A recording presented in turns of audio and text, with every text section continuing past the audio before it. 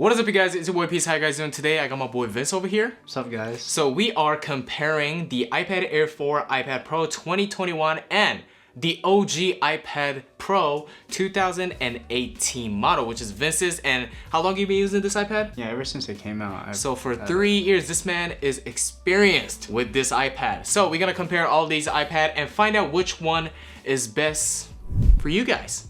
So let's stop talking and let's get right into it. All right, let's go run down the chip, the performance of these iPads. So all the way to the right, we have the iPad Air 4. I got the sky blue, beautiful, clean. I like that. This has the A14 Bionic chip, which is the same Bionic chip or SoC that has an iPhone 12 series, which is the phone that I have right here. The performance is not bad at all, and every performance you can do it on max settings, such as gaming, note-taking, and calculating. Calculating, you need max setting for calculating, but anyway, you can do anything on this very smoothly, and I totally love it. And all the way to the left, we have the iPad Pro 2018. This is the overclocked version of A12 chip, which is the A12X in it. The performance on this is superb as well. How do you think of the performance of this this iPad? I mean, it does very well for all the things I need. I don't do anything crazy on it though. All right, in the middle we have the iPad Pro 2021. This one has the M1 chip, which is the same SoC that has an MacBook Pro 13-inch, MacBook Air, and Mac Mini. One of the most powerful ARM chip that Apple provides, and that thing is in this 11-inch slim form factor iPad, which is kind of crazy. And I even made a review about the 12.9-inch model, and the performance of this thing is totally superb. I mean, I play video games, I edit videos, I draw stuff on it, I was making wallpaper and stuff, but it worked totally fine, and I was completely fulfilled with the performance of this iPad Pro. Okay, so when we're talking about performance of this iPad on the score side, like the benchmark, like Antutu score and Geekbench score, the iPad Pro, the 2021 model, performs 30 to 45% increase compared to both of these iPad. And actually 12X and A14, I think the M1 chip was performing around 45% higher than these two iPads.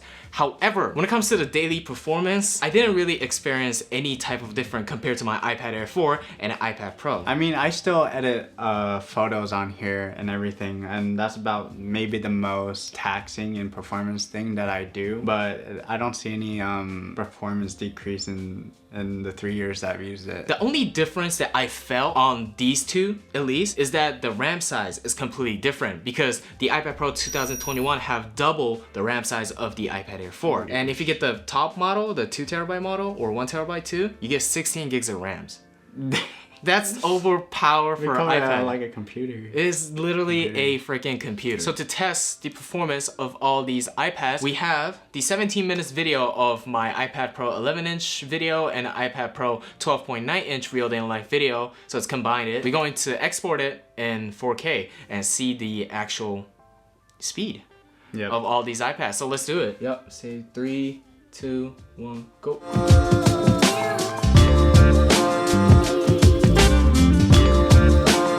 Air is out of the picture now. Yeah, It starts slowing down. get out of here. Again, now we proved that A14 is slower than the A12X. It's a battle between these two. Oh, let's go! Let's do it, bro! That was close though. Like, compare the CPU performance, because it's 45% higher on this one. And this thing have, I mean, RAM doesn't really matter, but it's have 8 gigs of RAM. And you've been using this for 3 years. Yes. And it's still performing like crazy. Yeah, it still can run this stuff perfectly fine. That's crazy, man. Don't sleep on the 2018. Don't sleep on it. However, when it comes to like gameplay, like other games and stuff for Call of Duty, my favorite GTA and stuff, you don't really feel any type of difference. The overall performance of your day-to-day life is completely the same. Like, you don't feel any type of difference when you're using this. As a student, especially, we both are college students. And if you're just note-taking, casual gaming, video rendering, you'll be totally fine. You'll be just totally fine. However, the clear difference that you will notice when you're using the M1 MacBook is in the RAM. Since this iPad have 8 gigs of RAM, you can open a lot of apps. You can open a bunch of apps, and this iPad will still work like you just open in another app. Like you can go back to your very first app that you just played or you just used, and you can use it like you just close it down. Like, which is kind of crazy. How's your experience with the iPad Pro 2018? Like when you open a bunch of apps and stuff? Very seamless, super fast, especially if you're not even using anything crazy. Everything runs as if you were just running it like a second ago. All right, let's talk about the display. The display on both of these iPad Pros are exactly the same. Even third generation later, these both iPad have Liquid Retina display IPS LCD with 120 Hz refresh rate. They call it the Pro Motion display. And the iPad Air 4 has 60 Hz Liquid Retina IPS LCD panel. Although even this is 60 Hz, I mean, if you have an iPhone, the usability of this iPad Air 4 is gonna be pretty familiar. So I think you won't have any type of this like awkwardness when you're using this iPad Air 4, but you will definitely have the wow effect when you're using these two iPad Pros, sure. right? Like when you first use the 120 Hz, you're like, whoa. So smooth. So smooth. So, and the thing with having 120 Hz compared to 60 is the actual touch response rate when you're using the Apple Pencil is not different, but since these have 120 Hz, it feels way more smooth. But yeah, it's just like writing on paper. It's super smooth. Super smooth. And when you're writing something very fast, the iPad will like catch up with you. Yeah. When you have 120 Hz. You won't see that lag. When you have the 60 Hz, you feel a bit of lag when you're going fast because the frame rates is lower than 120. It feels like Skippy. Yeah. You know, where you take a bunch of notes, obviously. Unless you're bad student. Oh, and a small difference compared to these iPads is the iPad Air 4 goes up to 500 nits and the iPad Pro goes up to 600 nits. If you get the 12.9-inch mini LED model, that thing will go up to 1600 nits when you use the HDR video, but in the normal time, it will go up to 600 nits. But I have to say, when I'm using daily, when I'm using casually, like the 100 nits is not drastically different. Like especially iPad, I use in indoors. When you're in indoors, the 600 to 500 ratio is not like crazy different, and 500 nits is still pretty bright. Like this may be a little bit brighter. Yeah, you'll be able to notice it. Yeah, but you have to have both of them you have to have right them in front of you. Yeah, side by side. Side by side. Also, another thing you have to notice is the iPad Air 4 is 10.9 inch compared to the Pros. It's 11 inch. It's just a bit different. I mean, when you have side by side, it's clearly different. But like when you're using it, when I was using iPad Air 4 and switched it to iPad Pro, I mean, I didn't really experience any type of crazy difference like in my usability. Oh, I didn't even notice that. Yes. Yeah, see, you didn't even notice that. It's so small. Yeah, minimal difference. All right, let's talk about the speakers of this iPad. So these two iPad Pros have 4 stereo speakers and it goes pretty loud and it's really nice. That's another thing you have to like consider. I mean, if you have a Bluetooth speaker, it doesn't really matter, but I don't really use any speakers for my iPad, external speakers, right? Same. And the speaker on this is really good. The iPad Air 4 only have 2 stereo speakers. I won't say like it's half of the volume when you listen to the music, but it's only just coming from one side. Yeah, it's just coming from one side. All right, so let's talk about the battery of these iPad Pros. And Vince, how long do you use your iPad, like daily screen on time? Well, I particularly use it for note taking and watching videos, so I would say about 4 to 6 hours a day. 4 to 6 hours a day? Yeah. And how's the battery life? Super great. It's so easy. Sometimes I don't even charge it the night before from the previous day, and I'll still be able to get my tasks done with note taking and even watching some YouTube videos. That's the same exact experience. I have both of these iPad. My daily usage is around, I'll say 3 to 4 hours because I only use it for note taking. Yeah. But like I can use it for 2 days if I'm only using it for note taking, and I will say the max screen on time of both of these devices is around 8 to 9 hours, which is not bad. And if you're not going to a weekend trip without battery, without like any charger, you'll be totally fine. Like, and if you're going for a weekend trip with your iPad, please take your charger with you.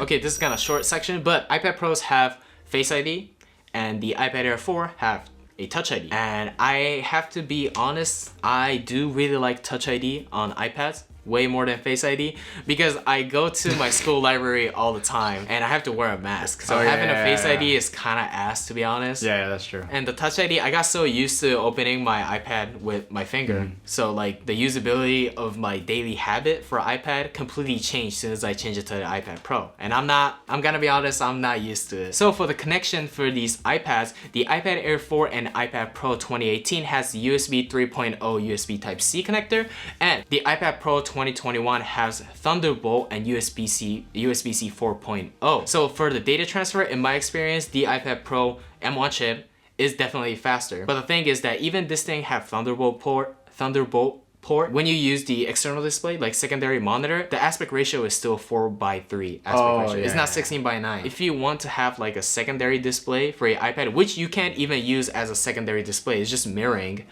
I mean, the experience is not gonna be crazy different. And if you don't transfer like bunch of raw photos, raw like video file, like log footages and doing heavy, video editing on iPad, I think Thunderbolt is not that necessary, to be honest. And in these days, like if you're transferring stuff, especially if you're a student, you're gonna use AirDrop.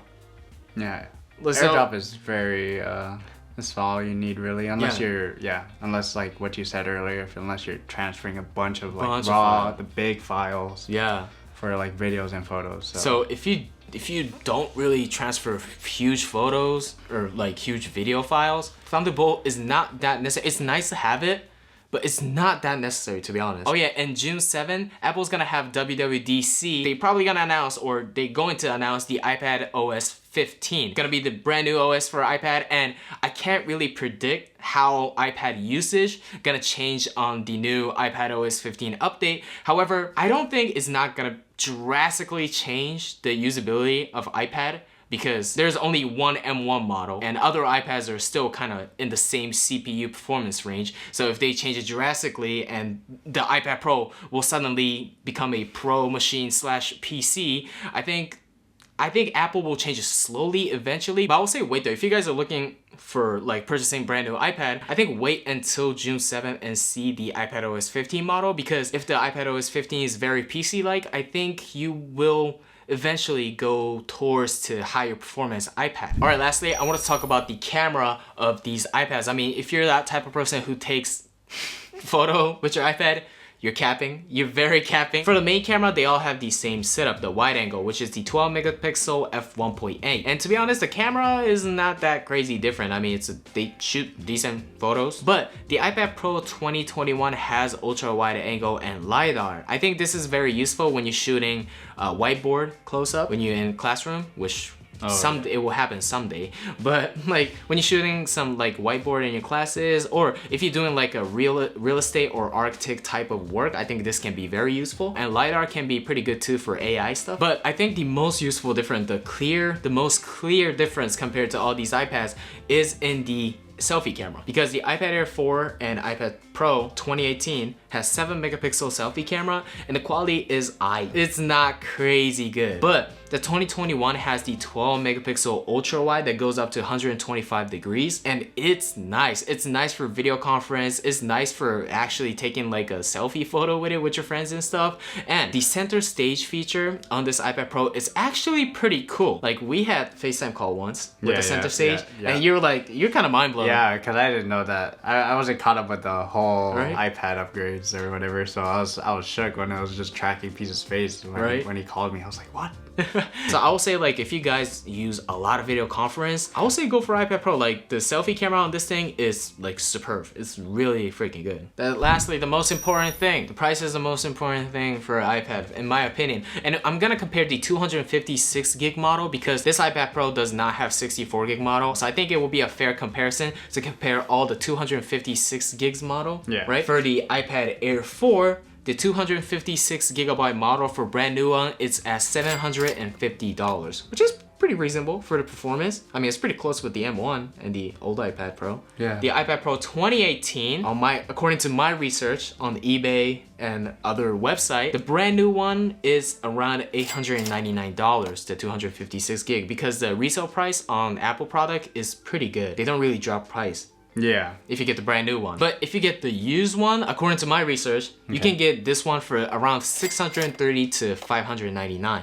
for 656 gig. Not bad at Which all. is not bad at all. And if you can find a clean one, it's not bad, not bad. The M1 model for 256 gigabyte, it's 899. So basically same. So I think if you guys are getting the brand new one, I'll say go for the M1 because it's way more future proof compared to the A12X, because iPadOS 15 update is coming out, and maybe you can probably use this for extra 7 years, give or take, thinking about the CPU performance. So if you guys are buying brand new, I'll say totally go for the M1 chip, because like $150 different compared to Air 4. I'll say $150 upgrade is totally worth it on the Pro. Yeah, I would definitely have I would chosen definitely, this. I will pay $100 extra for 120 hertz. For me, This is because once you go to 120 hertz, you can't go back. But anyway, guys, I hope you guys enjoyed this video. Thank you, Vince, for being in my video. Go support this man's channel. His Instagram and YouTube is gonna be in the link in the description. I really dig it though. So it's just a very chill, nothing high quality techie like this channel. Is definitely different. So yeah. Awesome. Anyway, guys, I hope you guys enjoy it. Please check out these 2 videos right here, and please check out the video right here. Anyway, guys, I hope you guys enjoyed this video. My name is Peace Gates, and his name is Vincent Rutano. I'll see you guys in the next video. Peace out, guys.